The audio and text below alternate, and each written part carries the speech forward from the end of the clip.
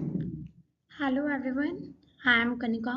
आज के हम अपने वीडियो में देखने वाले हैं कि आर्टिफिशियल इंटेलिजेंस क्या है और उसके कौन कौन से फंडामेंटल कॉन्सेप्ट्स होते हैं। मेन हमारा टास्क है आज की वीडियो का fundamental concepts of artificial intelligence. Artificial intelligence, machine learning, deep learning, generative AI, ये सारे टर्म्स आज के टाइम में बहुत ही ज़्यादा कॉमन हो चुके हैं, बहुत ही ज़्यादा पॉपुलर हो चुके हैं। हम लोगों ने इतना भी शायद अब तक देख लिया है या हम लोग इतना जानते हैं कि भाई आर्टिफिशियल इंटेलिजेंस मेन टेक्नोलॉजी होती है, उसी का सब पार्ट होता है मशीन लर्निंग। मशीन लर्निंग का ही सब पार्ट होता है डीप लर्निंग। तो मशीन लर्निंग या डीप लर्निंग पढ़ने से पहले हमें ये पता होना चाहिए कि एक्चुअली में आर्टिफिशियल इंटेलिजेंस यानी कि एआई ही क्या है। So basically artificial intelligence is a technology that enables machines and computers to perform tasks that typically require human intelligence। Means artificial intelligence एक ऐसी टेक्नोलॉजी है जिसमें हम क्या कोशिश करते हैं, हम कोशिश करते हैं कि कोई भी मशीन है या कोई भी कंप्यूटर है वो खुद से किसी भी तरीके का टास्क को परफॉर्म कर सके, उसे ह्यूमन इंटेलिजेंस की नीड ना पड़े। मीन्स किसी भी टास्क को परफॉर्म करने के लिए जिस तरीके से ह्यूमन सोच सकता है, एक्शंस परफॉर्म कर सकता है, डिसीजंस ले सकता है, हम चाहते हैं कि वो सारे काम आज के टाइम में मशीन्स या कंप्यूटर्स कर पाएँ खुद से। वही है हमारा artificial intelligence.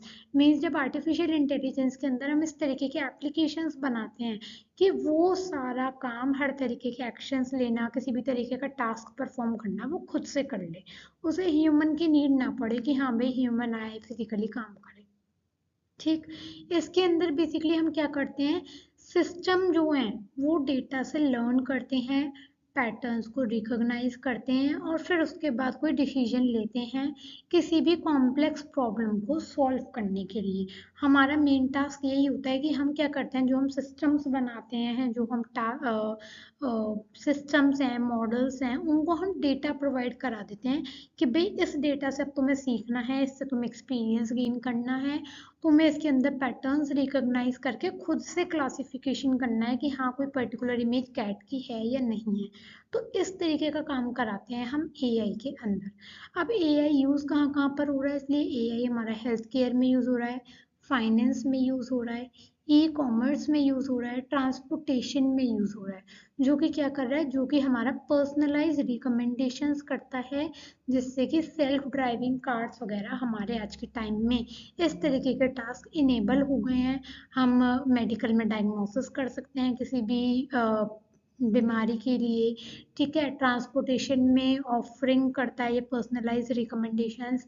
Self driving cars में आज के टाइम में काम आ रहा है, एजुकेशन में काम आ रहा है, हर फील्ड में आज के टाइम में, इसीलिए हमारा एआई इतना ज़्यादा काम में आ रहा है। अब main topic that is fundamental concepts of AI, कि भाई कौन कौन से कॉन्सेप्ट्स हैं, कौन कौन सी टेक्नोलॉजीज हैं जिसको हमने एआई के अंदर रखा। तो जैसे कि यहाँ पे आप देख पा रहे हो, मशीन लर्निंग है हमारा, ठीक है, न्यूरल नेटवर्क्स है हमारा, नेचुरल लैंग्वेज प्रोसेसिंग एनएलपी है हमारा, कंप्यूटर विजन है, एक्सपर्ट सिस्टम्स हैं एंड डीप लर्निंग है।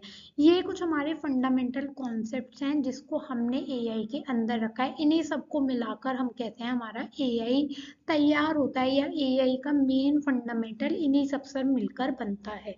तो हम क्या करेंगे, हम इन सभी टेक्नोलॉजीज का एक शॉर्ट में ब्रीफ एक एक्सप्लेनेशन देखेंगे कि हाँ भाई मशीन लर्निंग के अंदर क्या है, कंप्यूटर विजन क्या कहलाता है, नेचुरल लैंग्वेज प्रोसेसिंग क्या कहलाता है, एक्सपर्ट सिस्टम्स क्या कहलाते हैं। तो हम सबसे पहले आए किसके ऊपर, हम आए सबसे पहले मशीन लर्निंग के ऊपर। मैंने आपको फर्स्ट स्लाइड के टाइम पे बताया था कि आर्टिफिशियल इंटेलिजेंस का ही सबसेट है मशीन लर्निंग। तो मशीन लर्निंग क्या है, machine learning is the subset of AI that focuses on building systems that can learn from and make decisions based on data। Means हम इस तरीके के सिस्टम्स को डिज़ाइन करते हैं जो जिन्हें हम डेटा प्रोवाइड कराएंगे, वो डेटा पे अपने मैथमेटिकल कंप्यूटेशंस लगाएंगे, अपने स्टैटिस्टिकल नॉलेज लगाएंगे उस डेटा के ऊपर, उसमें से कुछ फीचर्स को एक्सट्रैक्ट करेंगे, लर्न करेंगे, पैटर्न्स रिकॉग्नाइज करेंगे, बहुत सारे इस तरीके के एक्शंस परफॉर्म करेंगे एंड फाइनली उस नॉलेज के बेसिस पे जो उन्होंने गेन करी होगी अपने मैथमेटिकल फंक्शंस लगा के, उसके बेसिस पे वो कोई ना कोई डिसीजन मेकिंग कर पाएंगे। तो यही काम होता है हमारा मशीन लर्निंग के अंदर। इसमें हम क्या करते हैं, किसी भी टास्क को परफॉर्म करने के लिए उसे एक्सप्लिसिटली प्रोग्रामिंग नहीं करते हम उसमें। हम क्या करते हैं, हम एक मशीन लर्निंग मॉडल बनाते हैं जिसमें हम कुछ एल्गोरिथम्स का यूज़ करते हैं। मैथमेटिकल एल्गोरिथम्स होती हैं जिनका काम होता है डेटा के अंदर पैटर्न्स को आइडेंटिफाई करना, उनके बेसिस पे अपनी परफॉर्मेंस को इम्प्रूव करते जाना टाइम टू टाइम बिना ह्यूमन इंटरवेंशन की। यही कहलाता है आपका मशीन लर्निंग। मशीन लर्निंग के अंदर आपकी अलग अलग लर्निंग्स आती हैं, like supervise learning, unsupervise learning, semi supervise learning या फिर री लर्निंग। शायद जिसके बारे में आपने आज के टाइम में बहुत ज़्यादा सुना भी होगा। नेक्स्ट फंडामेंटल कॉन्सेप्ट आता है आपका जनरेटिव एआई। जनरेटिव एआई का सबसे पॉपुलर एग्जांपल जो आज के टाइम में चल रहा है that is chat GPT. Chat GPT क्या कर रहा है, ये एक जनरेटिव एआई का टूल है जो क्या काम करता है। जनरेटिव एआई का मेन टास्क होता है नए कंटेंट को क्रिएट करना। ठीक है, चाहे वो कंटेंट हमारा टेक्स्ट की फॉर्मेट में हो, इमेजेस की फॉर्मेट में हो, म्यूजिक की फॉर्मेट में हो या फिर वीडियो फॉर्मेट में हो, किसी भी फॉर्मेट में कंटेंट हो, बस वो नया कंटेंट क्रिएट करे जा रहा है। उसके पास ऑलरेडी बहुत सारा उसके डेटाबेस में कंटेंट पड़ा हुआ है, वो मदद उन्हीं की ले रहा है, हेल्प उन्हीं की ले रहा है, उनको यूज करके हमें हमारे डिजायर्ड फॉर्म में आउटपुट जनरेट करके दे रहा है, नया कंटेंट क्रिएट करके दे रहा है। ठीक है, तो इसका काम एनालाइज करना या फिर डेटा को क्लासिफाई करना नहीं है, बल्कि इसका काम ये है कि पैटर्न्स को यूज करे, लार्ज लार्ज डेटाबेसेस को यूज करे, जितना भी गूगल पे काम पड़ा है उसे यूज करे और उन सबको यूज करके कुछ न्यू ओरिजिनल आउटपुट हमें जनरेट करके दे।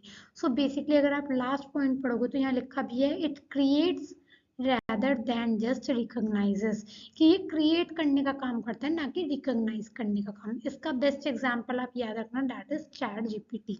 ठीक है, next one is natural language processing. अब ये नेचुरल लैंग्वेज प्रोसेसिंग क्या है, आपने शायद सुना होगा। नेचुरल लैंग्वेज प्रोसेसिंग का मतलब है ये एक इस तरीके का कॉन्सेप्ट है जो मशीन्स को अलाउ करता है कि वो ह्यूमन लैंग्वेज को अंडरस्टैंड कर सके, समझ सके और उनके साथ इंटरेक्ट कर सके इस तरीके से कि वो बिल्कुल नेचुरल फील हो। मीन्स जैसे हम आपस में बात करते हैं, भाई मैं किसी से बात कर रही हूँ, वो मेरी बात समझ पा रहा है, वो मेरे से कुछ मेरा क्वेश्चन का आंसर दे रहा है, मैं उसकी बात समझ पा रही हूँ, हम एक दूसरे से कम्युनिकेट करते हैं।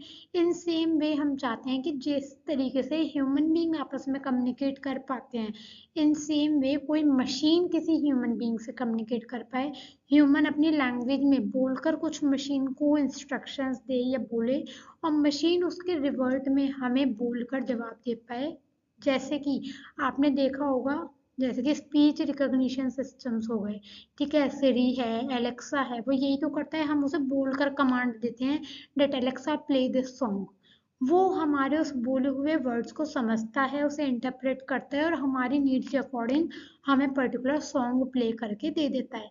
So that is natural language processing. ये चीज़ किस वजह से पॉसिबल हो पाई आज के टाइम में, ये चीज़ हमारी नेचुरल लैंग्वेज प्रोसेसिंग की वजह से पॉसिबल हो पाई। क्योंकि अगर एनएलपी ना होता तो एलेक्सा हमारा बोला हुआ समझ ना पाता और उसे इंटरप्रेट करके हमारे अकॉर्डिंग दे नहीं पाता। आपने शायद ध्यान दिया होगा गूगल मैप जब आप यूज़ करते हो ड्राइविंग के टाइम पे, उसमें ऑप्शन आता है कि वो आपको बोल बोल कर बताता रहता है कि अब आपको लेफ्ट टर्न लेना है, अब आपको राइट टर्न लेना है या अब आपको सीधा चलना है। वो कैसे बता पा रहा है, वो बता पा रहा है नेचुरल लैंग्वेज प्रोसेसिंग की वजह से। क्यों? क्योंकि उसने बोलना सीख लिया, उसने हमारी कमांड को, हमारी बातों को समझना सीख लिया। तो कहीं ना कहीं काफी जगह अब ये चीज आ गई है, गूगल पे भी कुछ चीज सर्च करते हो बोलकर, आपने बोलकर कमांड दी कि मेरे को लेट से ये चीज जाननी है कि ये कैसे होता है, आपने देखा होगा उसमें दोनों ऑप्शन होते हैं कि आप लिखा हुआ भी पढ़ सकते हो, आप बोला हुआ भी सुन सकते हो गूगल से। गूगल आपको बोलकर पूरा बता देगा कि हाँ आपने हमसे ये पूछा है, इसका जवाब ये है। So that is only possible because of natural language processing. ठीक है, तो बेसिकली इस एनएलपी में क्या होता है कि ये लिंग्विस्टिक और कंप्यूटर साइंस इन दोनों को कंबाइन करता है। ये दोनों अलग अलग अपने आप में टेक्नोलॉजीज हैं, अलग अलग फील्ड्स हैं। तो ये लिंग्विस्टिक जो कि लैंग्वेजेस से डील करता है, कंप्यूटर साइंस जो कि कंप्यूटर फंक्शनिंग से डील करता है। तो एनएलपी के अंदर